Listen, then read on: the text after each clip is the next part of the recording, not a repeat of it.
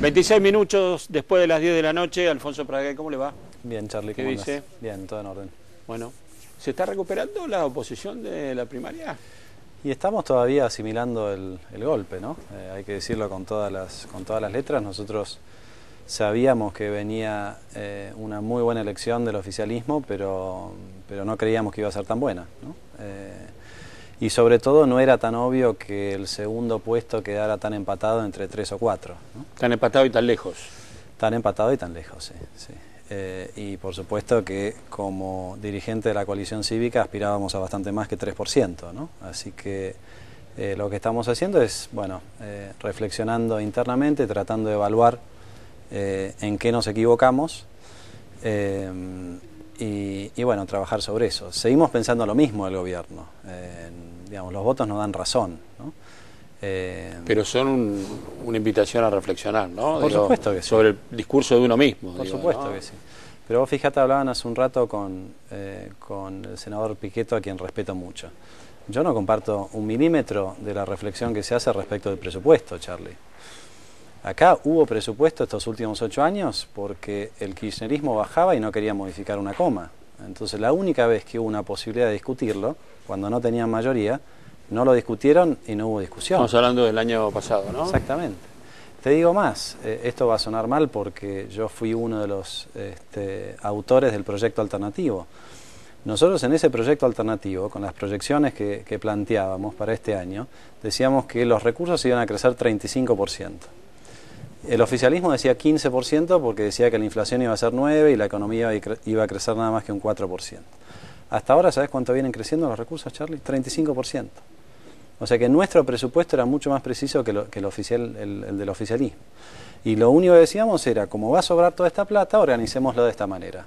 La prioridad, ¿cuál era? El 82% móvil para los jubilados. ¿Qué se hizo en vez? Básicamente se está gastando casi todo el excedente en subsidios.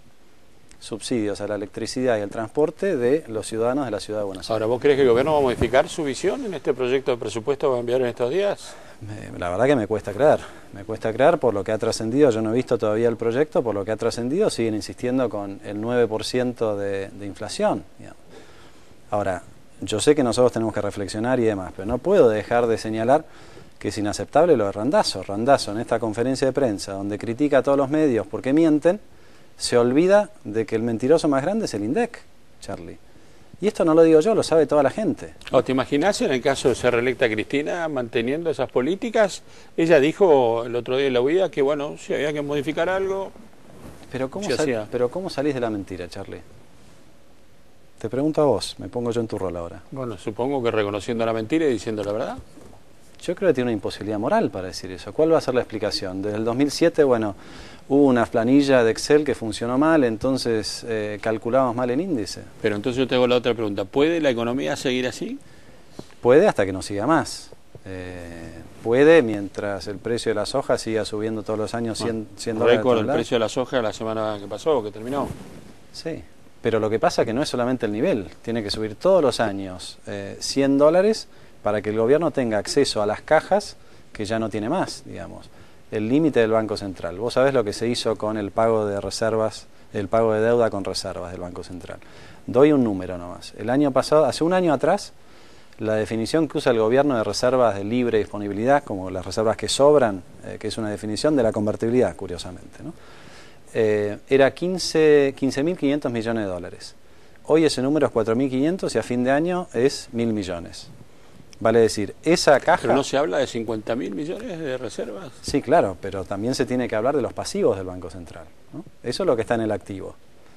Y en el pasivo hay una cantidad de deuda, entre otras cosas, billetes y monedas en circulación, que la antigua ley de convertibilidad exige que sean respaldadas con reservas. Y lo que hace el gobierno cuando usa las reservas para pagar deuda es todo lo que sobre por encima de los pasivos del Banco Central, que ya prácticamente no sobra nada, ¿no? Lo mismo podría decir uno con las cajas del ANSES. Lo del ANSES fue un ingreso de una sola vez, cuando el gobierno empezó a cobrar lo que antes iba para las AFJP, y esas son cosas que se van agotando. Ahora, por lo que decís, vos no sos optimista sobre el futuro de la economía argentina. Yo soy muy optimista si me pongo de acá a 15, 20 años. Yo creo que las condiciones internacionales... pero hablemos de acá a 4 años.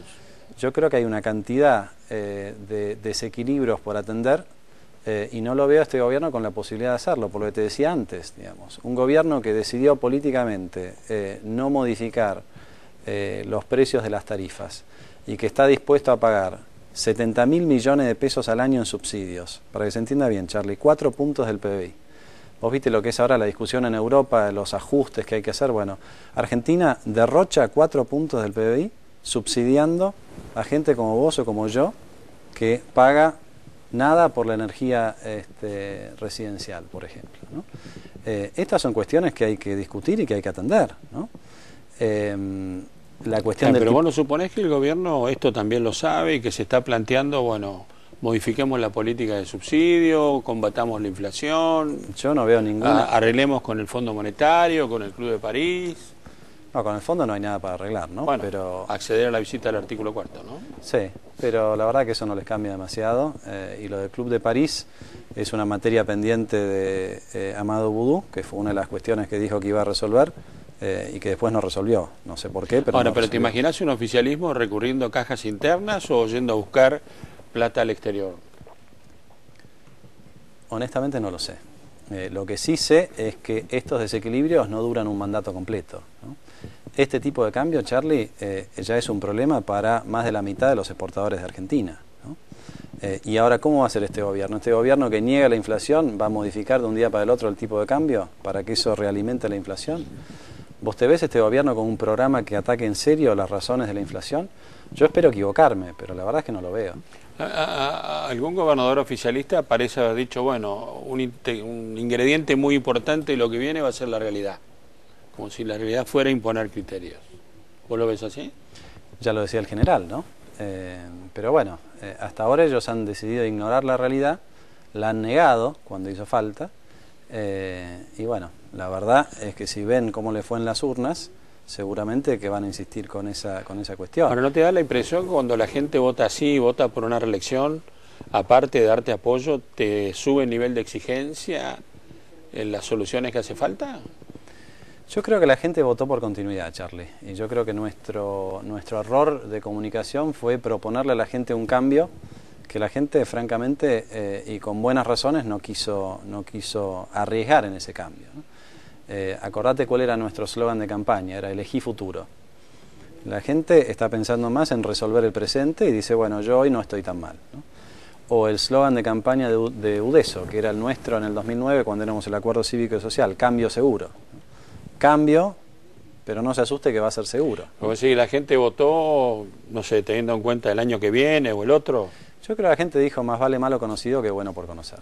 Y en eso tenemos que trabajar nosotros en los próximos 4 años. No es bueno ni para el gobierno ni para ustedes lo que dijiste. Sí, bueno, pero ¿qué vamos a hacer? Es lo que creo, realmente.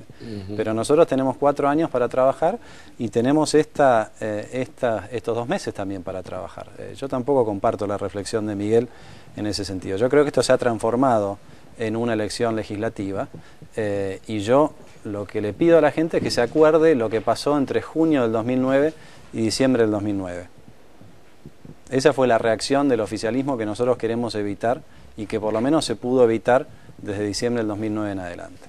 En ese periodo, cuando el gobierno sabía que perdía la mayoría, aprobó la ley de medios, aprobó la reforma política, aprobó una cantidad de cuestiones que les servían a ellos, pero a nadie más que ellos. Ahora, ¿la oposición se va a oponer a la continuidad de la ley de emergencia, a la continuidad del impuesto a los cheques? Yo personalmente, a ver, esas 2 preguntas, yo creo que el impuesto al cheque habría que eliminarlo y hay recursos de sobra como para ir bajando gradualmente. Yo lo digo con mucha tranquilidad porque esto se lo planteé a Néstor Kirchner el primer día que lo vi. Y además porque tengo un proyecto de ley que lo que hace es... ¿Lo viste cuando eras presidente del Banco Central o estabas por asumir? Cuando ya era presidente del Banco Central, pues Néstor vino después de que yo ya estaba en el Banco Central. Y además tengo un proyecto de ley para eliminar el impuesto al cheque a la pequeña y a la microempresa. O sea que conmigo no cuenten para renovar ese recurso.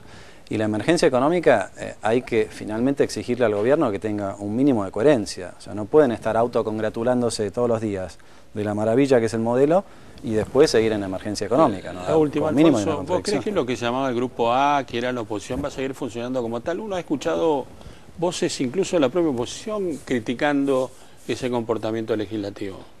Yo creo Pero por que, lo pronto el radicalismo dijo, vamos a discutir el presupuesto. a ver, el presupuesto siempre hay que discutirlo. Nosotros nunca estuvimos en contra de discutirlo. El problema es que el oficialismo no lo quiere discutir, Charlie. Vamos a la Comisión de Presupuesto y Hacienda y vienen los funcionarios a dar una charla con PowerPoint, pero nunca hay una discusión artículo por artículo, ¿no? Y por eso es que no hay un presupuesto. Yo no comparto lo que dicen algunos miembros de la oposición, que porque el oficialismo no tuvo presupuesto puede hacer más cosas. Ahora, eso es falso. Primero, el presupuesto lo aprobaron por decreto de necesidad de urgencia, ¿sí? A fin de año pasado. A la semana lo modificaron por un decreto de necesidad de urgencia. Y en todo caso tienen los superpoderes para reasignar las partidas. Entonces, en el fondo da lo mismo tener o no tener presupuesto si no tenés escrúpulos, ¿entendés?